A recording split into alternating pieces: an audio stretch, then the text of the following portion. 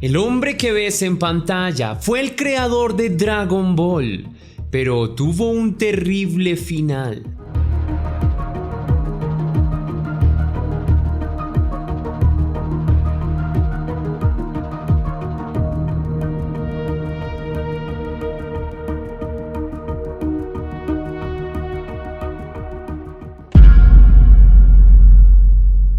Antes de iniciar con el video de hoy, quiero enviar un saludo muy especial y cósmico a dos leyendas. A Ash, que me escribió: hola Tess, me da mucho gusto ver tus videos. Eres el mejor narrador que haya conocido en esta plataforma de estos casos. Muy simpático también, muy amable y educado al expresarte y con mucha empatía. Sigue así, eso lo hace único. Un abrazo gigante, muchas bendiciones, éxito. Muchas gracias por este mensaje tan lindo. Me hace tener mucha esperanza en nuestro rincón de criminalística. Por personas como tú, me confío más de todo el extenso trabajo que hay detrás de cada caso. Te envío un beso enorme y deseo que la vida conspire a tu favor porque sé que mereces cosas lindas. Un abrazo muy grande. También quiero agradecer a Vale Cobain Rose, que me escribió: gracias. Gracias a ti, leyenda, por estar aquí viendo mis videos y apoyándome. Te deseo lo mejor del mundo y espero que tu vida vaya de maravilla. Te envío un beso grande y un gran abrazo. Ahora sí, la pregunta del día de hoy es: ¿cuál ha sido tu programa favorito? Déjame tu respuesta en la caja de comentarios.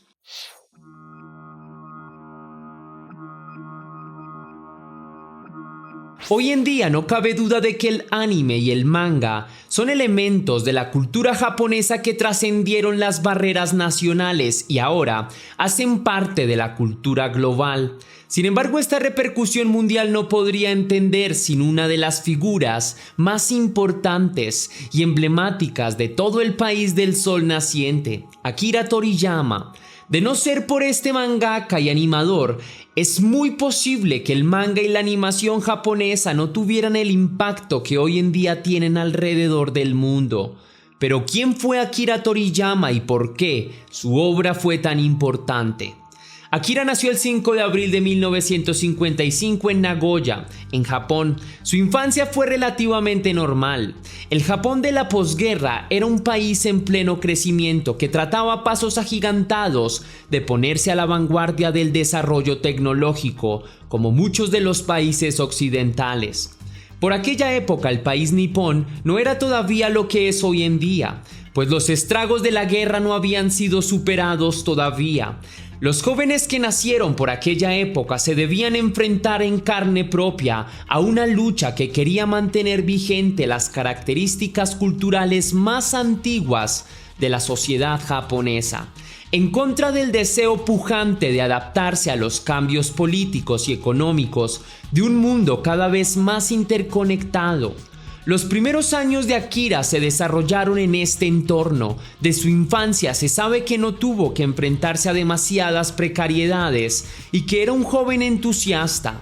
Durante sus primeros años, cuando cursaba la primaria, ya mostraba aptitudes artísticas. Disfrutaba especialmente de dibujar animales y vehículos, aunque el dibujo en aquella época era algo bastante frecuente, pues los jóvenes nipones se distraían dibujando, ya que no tenían muchas más formas de entretenimiento. Puesto que Japón estaba en contacto permanente con Estados Unidos, los intercambios culturales eran frecuentes.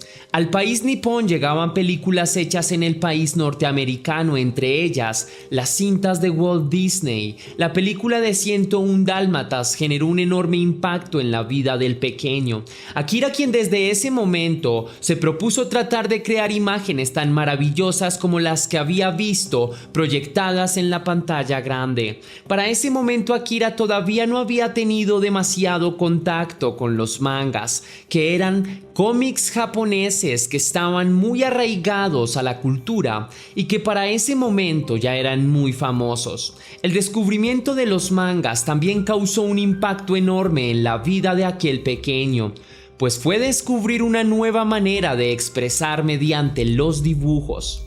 La última gran influencia de Toriyama fue la televisión. Una vez vio que se podían hacer animaciones proyectadas en las pantallas pequeñas, quedó fascinado. De hecho, varias veces a lo largo de su vida recordó que las series animadas japonesas lo habían marcado de manera decisiva. Todo esto ocurrió cuando Akira era todavía un estudiante de primaria.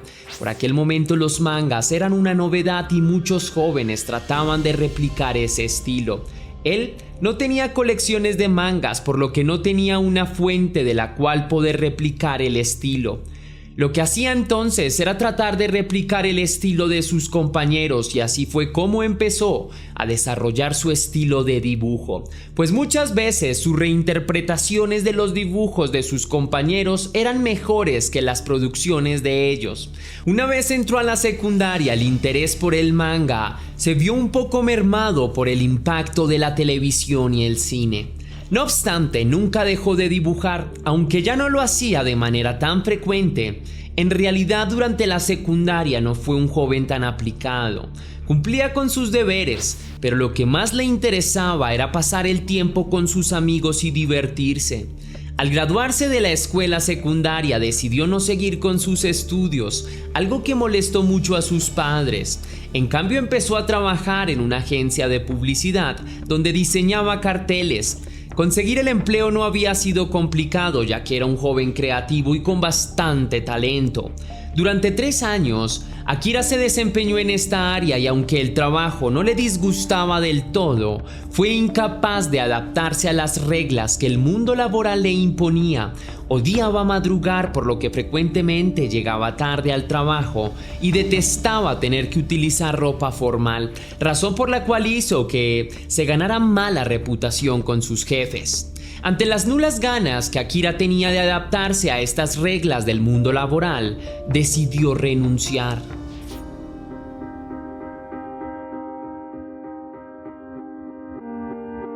Luego de su renuncia a la empresa de publicidad, Akira empezó a buscar un nuevo empleo y en esa búsqueda también encontró el amor. El 2 de mayo de 1982 se casó con Yoshimi Kato, con quien más tarde tendría 2 hijos, una pequeña y un chico. Yoshimi era también un mangaka, aunque su reconocimiento no fue tanto como el de Akira.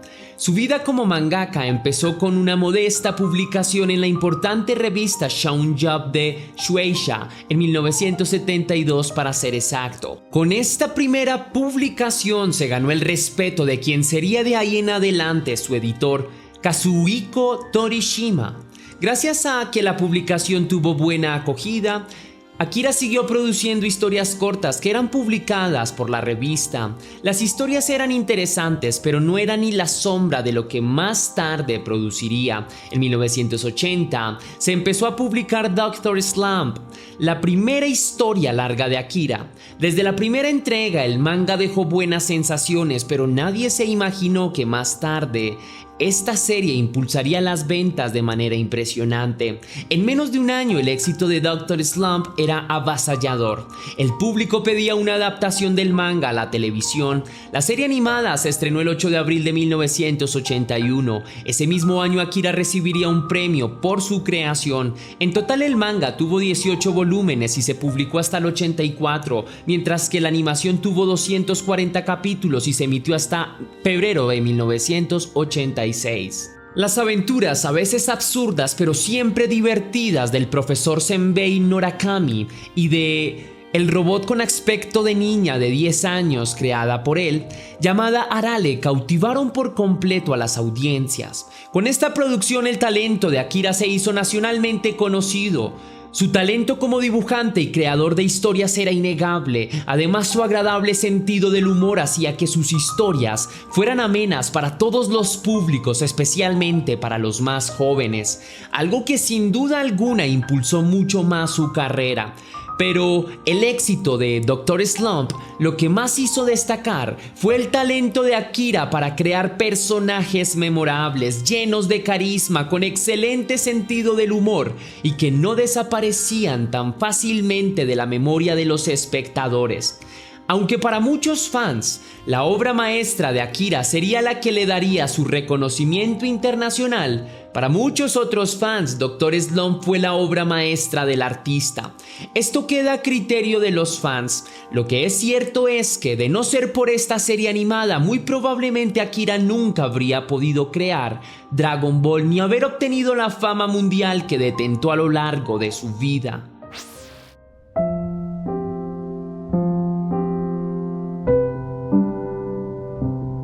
Una vez terminó la emisión de Dr. Slump, Akira empezó a trabajar en un nuevo proyecto llamado Dragon Boy. Esta era una historia que tomaba muchos elementos de uno de los libros más importantes de la cultura china, Viaje al Oeste, las aventuras del Rey Mono. Uno de los personajes principales de este libro se llamaba Sun Wukong y era un ser inmortal quien viajaba por diversas partes del mundo e incrementaba su poder y luchaba con diversos enemigos. Este ser mítico de la cultura china fue la principal inspiración para crear al recordadísimo personaje Son Goku. Dragon Ball fue una readaptación del primer proyecto llamado Dragon Boy. El manga se publicó por primera vez el 20 de noviembre del 84. La historia sigue las aventuras de Son Goku, un pequeño niño que llega al planeta Tierra en una cápsula espacial. El pequeño es recuperado por un anciano experto en artes marciales llamado Son Gohan, quien lo adopta y decide llamarlo Goku. En un principio el pequeño era bastante violento y pese a que era casi un bebé causaba enormes estragos. Sin embargo, el pequeño sufrió un accidente y a partir de este su carácter cambió drásticamente y se volvió un niño amable y que acataba las reglas fácilmente. Las aventuras de Goku se desencadenan varios años después cuando el abuelo del pequeño fallece. A partir de este momento el pequeño empieza a recorrer el mundo y conoce a varios personajes mientras emprende la búsqueda de las esferas del dragón. Una vez se juntaran todas, era posible invocar al dios dragón Shenlong, quien era capaz de conceder deseos. El enfoque temático que Akira le dio a este manga estaba orientada en una especie de lucha del bien contra el mal. Goku y sus amigos encarnaban el bien, mientras que todos los enemigos contra los que se encontraba se encarnaban el mal. A lo largo de la serie se revelan varios temas importantes como la codicia, la avaricia, el resentimiento y la venganza. Como contraparte, Dragon Ball destaca la importancia de la amistad y los sentimientos nobles como un sinónimo de elevación espiritual.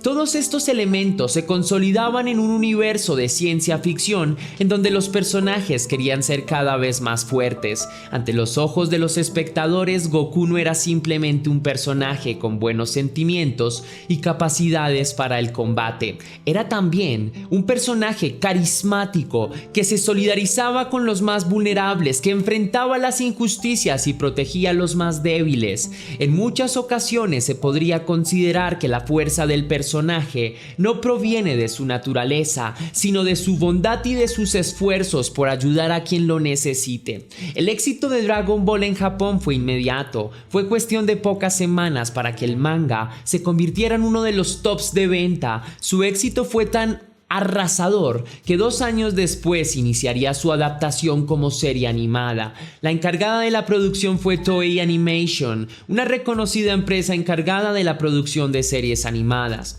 Dentro del país nipón, el éxito del anime fue absoluto. El impacto de Dragon Ball no tardó en romper las barreras nacionales y empezó a ser televisada en diferentes países del hemisferio occidental. En algunos países la animación se enfrentó a algunas censuras por contenido sangriento y algún contenido con algunas referencias íntimas. Pese a esto, el éxito internacional de Dragon Ball fue inmediato, no solo entre el público más joven, el cual era su principal objetivo, sino también en audiencias mayores. El carisma de los personajes, las atrapantes peleas, el sentido del humor, la historia en general, las situaciones dramáticas, era una trama bien construida y un universo en el que las bestias más dispares se codeaban a la par con seres humanos con poderes extraordinarios, y esto hizo que el público se fascinara. No es exagerado afirmar que fue gracias al impacto de Dragon Ball que buena parte de Occidente abrió las puertas a la animación japonesa, especialmente al shonen, un término utilizado en Japón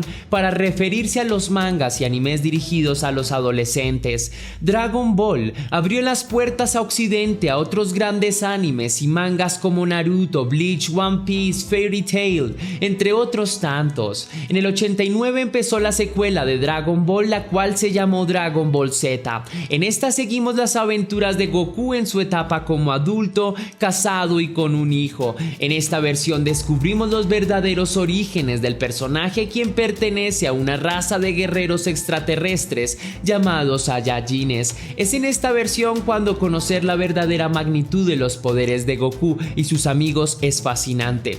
También es en Dragon Ball Z donde aparecen varios de los villanos más recordados de todo el anime, como fueron Freezer, Cell o Majin Buu. Muchos jóvenes a lo largo y ancho del mundo crecieron presenciando en sus pantallas las fascinantes peleas de Goku en contra de personajes cuyos poderes trascendían los límites de la imaginación. La transmisión de Dragon Ball Z terminó el 1 de enero de 1996, pero su impacto no terminó ahí. Incluso décadas después, cadenas televisivas del mundo compraban sus derechos para emitir este anime. Al menos 3 o 4 generaciones han presenciado las formidables aventuras de Goku y sus compañeros. Parece incluso que, en vez de perder vigencia, el anime, como un vino añejo, crece y se hace más importante con el paso de los años. Una vez terminó la emisión de Dragon Ball Z, el estudio de animación Toei Animation quería producir una secuela. No obstante, Akira se negó.